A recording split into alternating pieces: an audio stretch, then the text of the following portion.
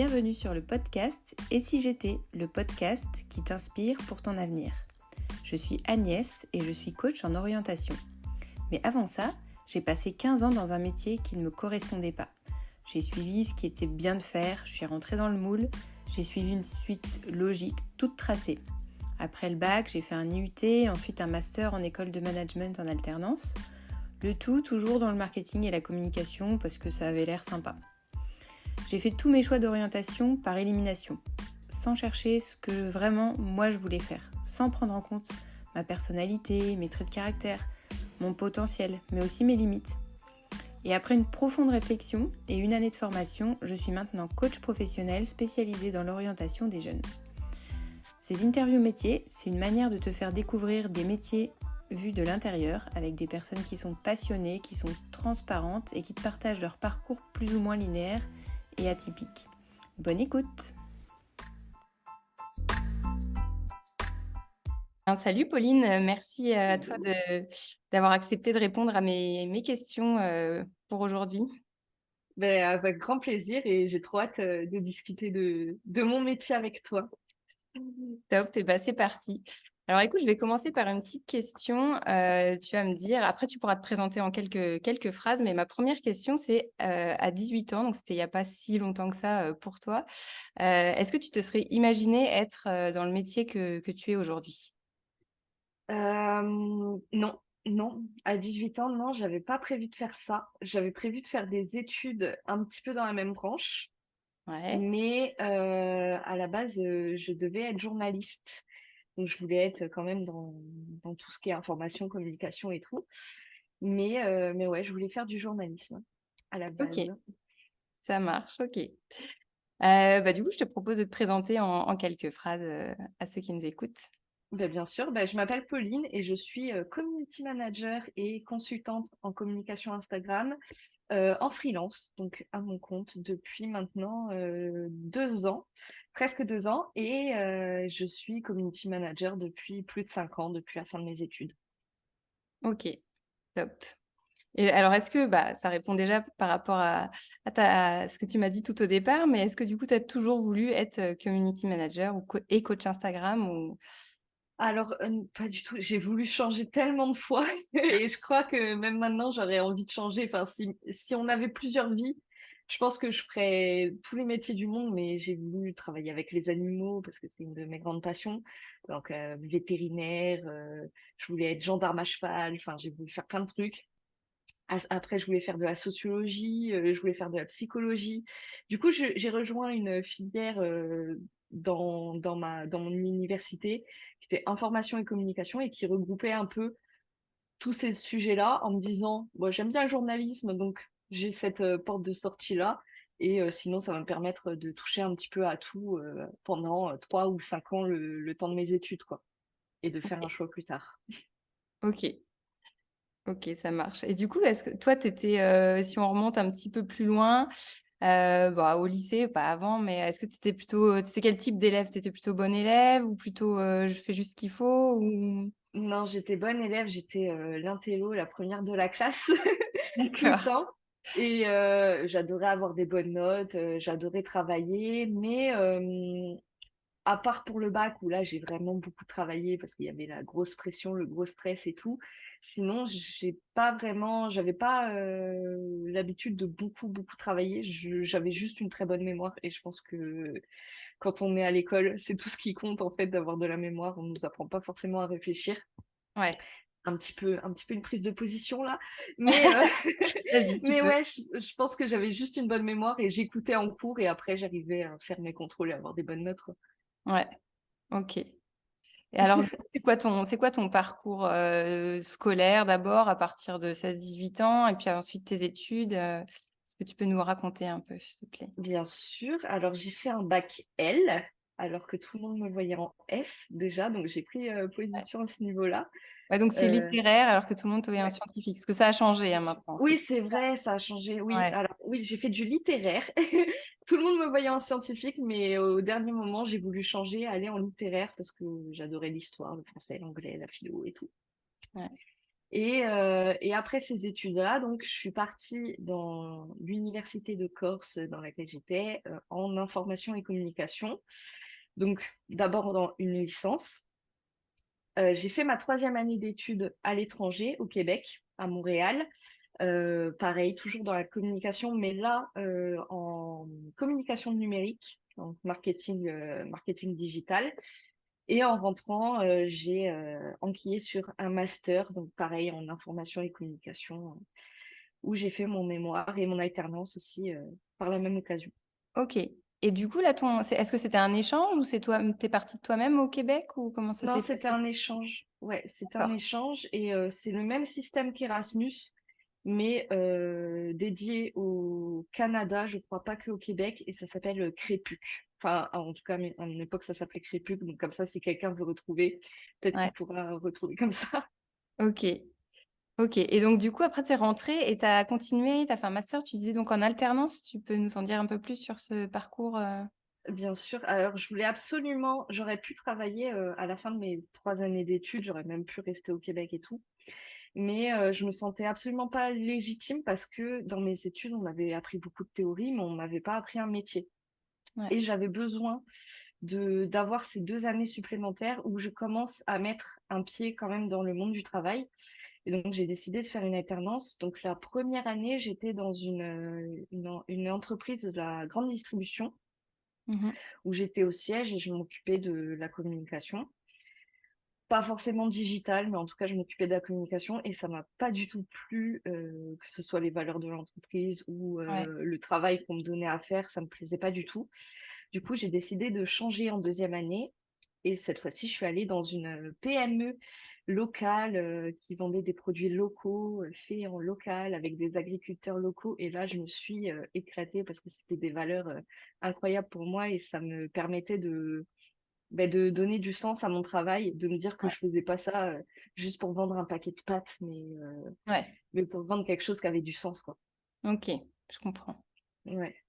D'accord. Et du coup, à la fin de cette alternance, tu as été diplômée J'ai été et diplômée, il y a j'ai eu eu une mon master. opportunité ou dans cette entreprise-là ou non, c'était que Oh, pour l'alternance non, carrément, en fait, je suis restée, on m'a embauchée en CDI directement à la Ok. fin de mon alternance. Et je suis restée 6 mois parce qu'au bout de 6 mois, j'ai décidé de prendre mon envol et de me lancer en freelance. Mais j'ai gardé cet ancien employeur dans mes clients pendant quelques temps après, D'accord. jusqu'à ce que notre collaboration s'arrête. Ok. Et qu'est-ce qui t'a fait partir comme ça au bout de 6 mois pour te mettre à ton compte? Ça a été quoi le déclic Qu'est-ce qui s'est passé Alors, dans ta tête? ouais, non, c'est une histoire particulière, ça. C'est en fait, il y avait eu un élément en particulier, une réunion en fait en particulier où j'ai compris que je n'arriverais pas à évoluer dans cette entreprise. Et j'avais quoi? J'avais 22 ans. Je venais de sortir de 5 ans d'études. Moi, je pouvais pas ne plus apprendre, en fait. Je suis trop curieuse dans la vie. Et je Ouais. me disais, donc, en fait, là, pendant 50 ans, mes journées, elles vont ressembler à ça. Elles vont avoir la même tête. De 9 heures à 18 heures, je vais faire la même chose. Et je vais pas pouvoir évoluer, en tout cas pas dans cette entreprise, parce que la situation ne le permettait pas. Sortie de Covid en plus et tout. Donc, c'était très compliqué.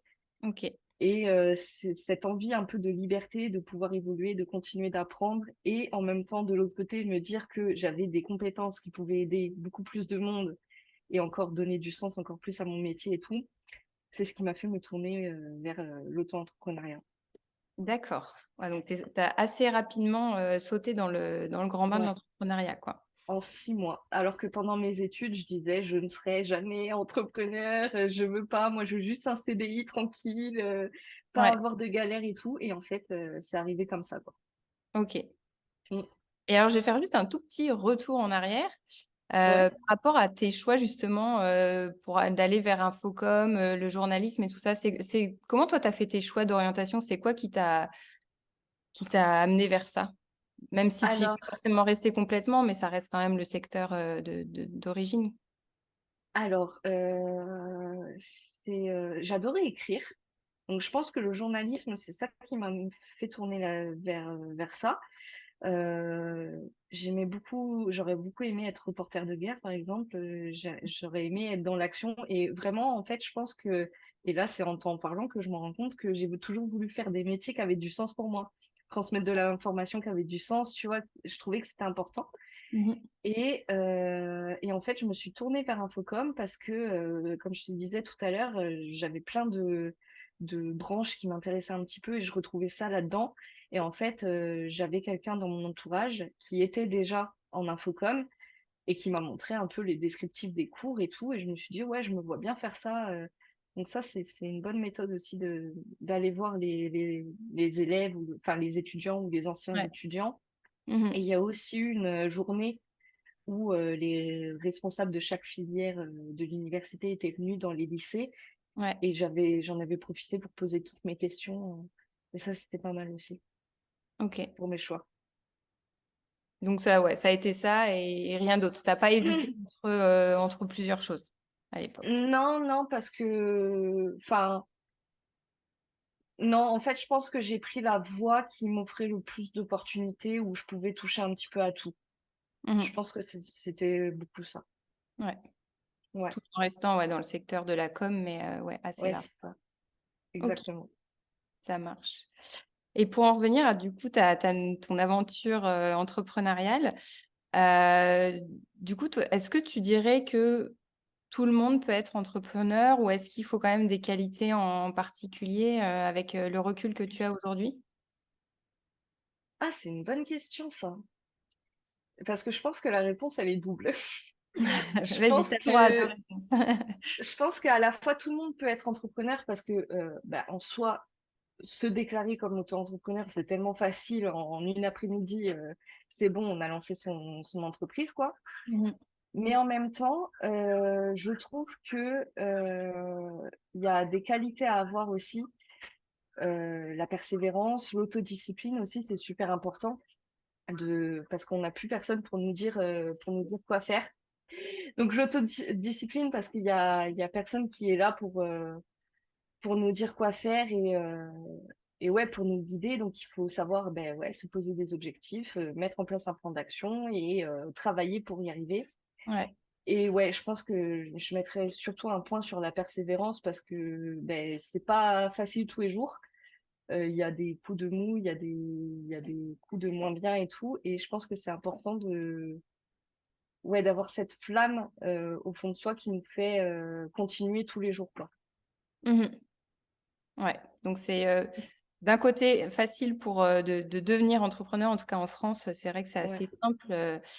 On a ce modèle-là, mais par contre, effectivement, ouais, c'est quand même ouais, cette histoire de se booster, d'être tout seul de son côté, sans avoir quelqu'un qui est là pour te driver, ouais, c'est important, quoi. Mm. ouais, ça c'est un point compliqué à gérer. Il faut en être conscient, je pense. Ouais. Alors, est-ce que tu peux nous en dire un peu plus sur ton métier? Qu'est-ce que tu fais exactement? Bien sûr, Avec ta double casquette. moi j'aide principalement les entrepreneurs du bien-être, que ce soit des prestataires de services ou des coachs, à attirer leurs premiers clients sur Instagram. Donc Instagram, c'est vraiment mon réseau social doudou, mon favori. Et ben, tout simplement, soit je crée du contenu pour eux, donc quand je suis community manager, je crée tout pour eux et ils ont plus à s'en occuper. Ouais. Soit je leur apprends à faire avec du consulting où là, je vais leur faire toute une formation, les accompagner pour les rendre totalement autonomes et qu'ils puissent gérer leurs réseaux sociaux tout seuls et comme des grands, quoi. Ok. Et du coup, tu dirais, enfin, ça se répartit, c'est moitié-moitié par rapport à ton temps ou ça dépend des périodes ou... Ça peut dépendre des périodes. Il peut y avoir des périodes où j'ai moins de coaching que d'autres, mais sinon, c'est plutôt du moitié-moitié, ouais. Ouais, ok. Ouais. C'est quoi pour toi une journée type ou une semaine type? Je sais pas ce qui est le plus représentatif dans ton métier. Alors, ce que j'aime bien justement dans mon métier, c'est qu'il n'y a pas vraiment de journée ou de semaine type. Ouais, Euh, c'est important de se mettre des routines quand même, enfin pour moi en tout cas, je trouve. ouais. Mais ben, on peut avoir des journées qui ne se ressemblent absolument pas et ça c'est cool. Mais pour moi, en tout cas, mon organisation personnelle, c'est typiquement le lundi, je vais m'occuper de toute ma création de contenu personnel pour mes réseaux sociaux. Donc ça, c'est ma journée dédiée création de contenu. Ouais. Ensuite, mardi, mercredi, jeudi, c'est les journées qui sont plutôt dédiées à mes clients, soit à mes accompagnements, soit au community management pour mes clients en CM. Et le vendredi, ça va être plus un CEO Day, donc on appelle ça comme ça, où je vais Ouais. faire tout ce qui est, si j'ai des nouvelles offres à créer, par exemple, ça va être ce jour-là. Si je dois faire ma comptabilité, relever les statistiques, ce genre de Ouais. choses, pas toujours très cool, ça va être ce jour-là aussi.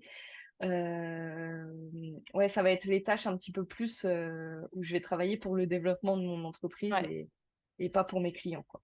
Ok. Plus en lien avec la gestion de ton entreprise, tu dirais? Exactement. Ouais. Ouais, c'est ça. Donc ça, c'est un peu ma semaine type maintenant. Ok. Et du coup, tu travailles plus ou moins combien d'heures semaine? Est-ce que le fait d'être entrepreneur, ça te permet d'avoir enfin, de pas forcément être juste aux 35 heures ou enfin, voilà, t'organiser un peu différemment que si Alors, tu je vais étais pas salarié? mentir, il y a des semaines où je fais plus que 35 heures. Ouais. Il y a des semaines où je fais beaucoup plus que 35 heures et il y a des semaines où je fais moins que 35 heures. Ça dépend vraiment des projets du moment, j'ai envie de dire. Et ouais, il y a des urgences qu'il y a à traiter. Il y a des périodes où c'est plus compliqué. Quand on a un lancement à gérer pour soi ou un lancement à gérer pour ses clients, ben, c'est encore plus de travail, donc on compte pas vraiment les heures. Mais ce que j'aime bien, moi, dans le rythme de l'entrepreneuriat, c'est que on peut choisir quand on prend ses pauses. Par exemple, si j'ai envie de me dire, là, on est jeudi après-midi, au moment où on se parle, si j'ai envie de prendre mon jeudi après-midi et de ne rien faire, j'ai le droit. Enfin, personne va venir me taper sur les doigts, en fait. Et ça, Ouais. c'est cool, je trouve. Ouais.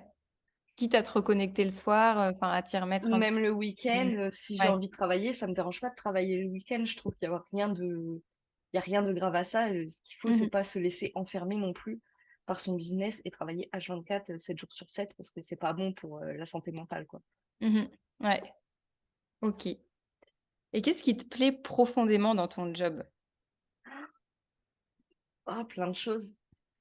Ce qui me plaît profondément, déjà, je pense que c'est le fait d'accompagner des personnes à se faire connaître et encore plus quand c'est des personnes qui ont un projet de vie qui est d'aider les autres. Parce que je trouve que ça fait comme un truc en chaîne où moi, j'aide quelqu'un qui va aider beaucoup de personnes et du coup, je l'aide à les aider et je trouve ça trop beau.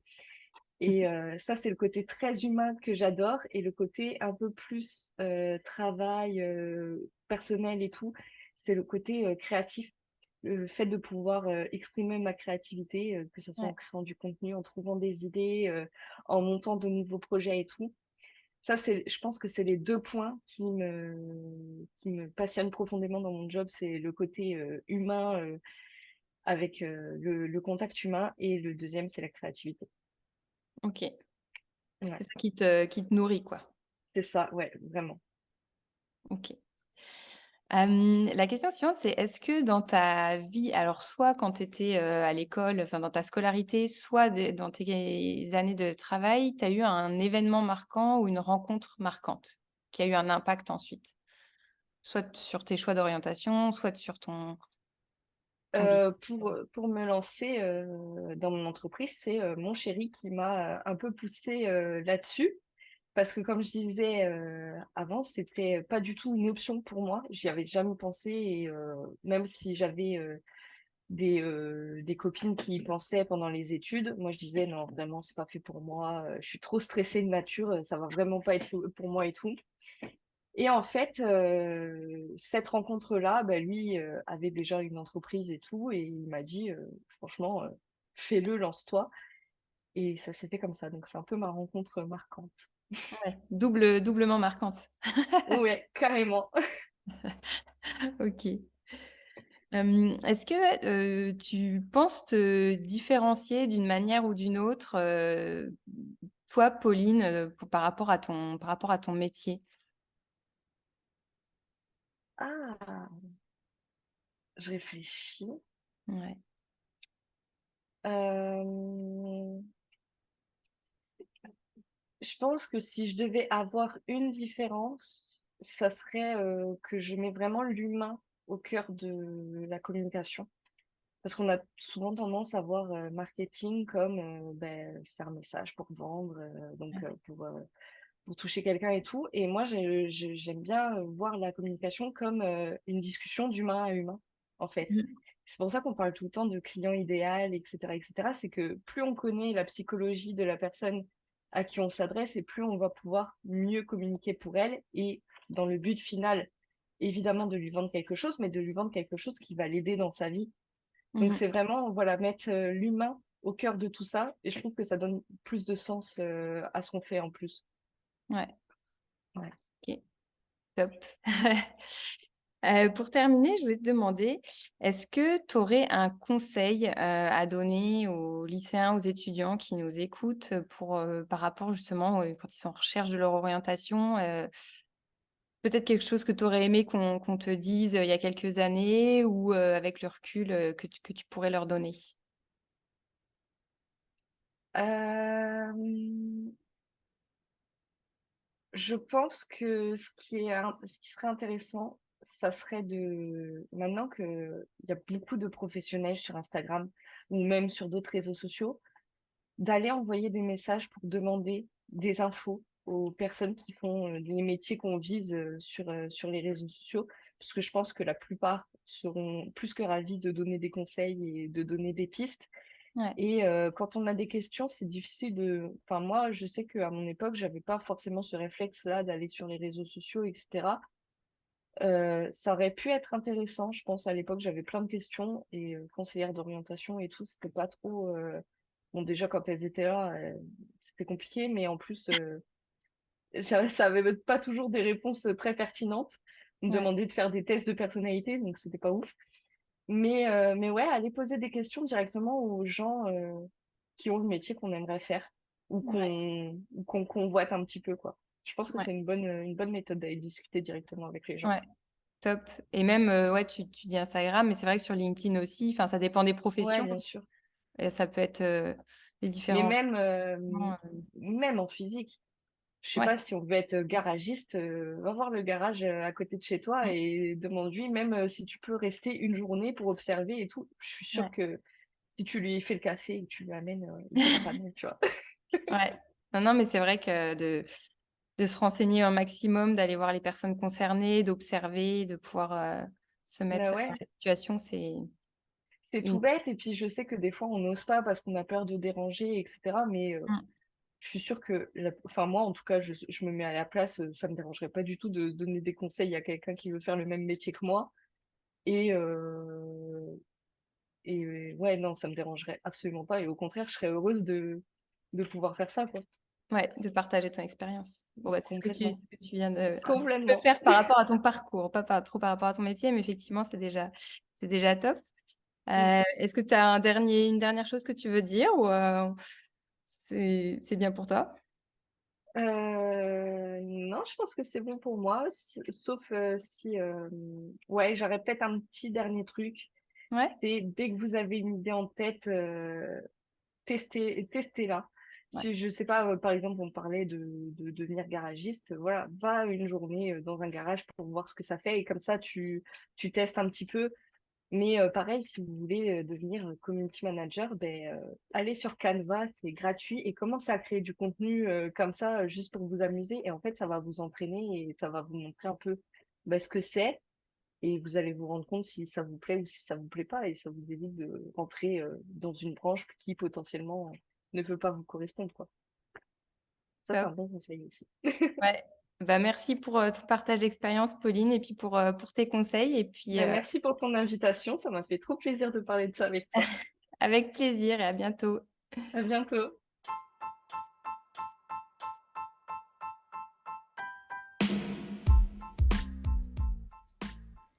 Et voilà, l'interview est terminée pour aujourd'hui. J'espère que ça t'a plu, que tu as pris une bonne dose d'inspiration et de motivation pour avancer dans ton parcours d'orientation. Et surtout, dis-moi en commentaire si tu as aimé et n'hésite pas à la partager autour de toi.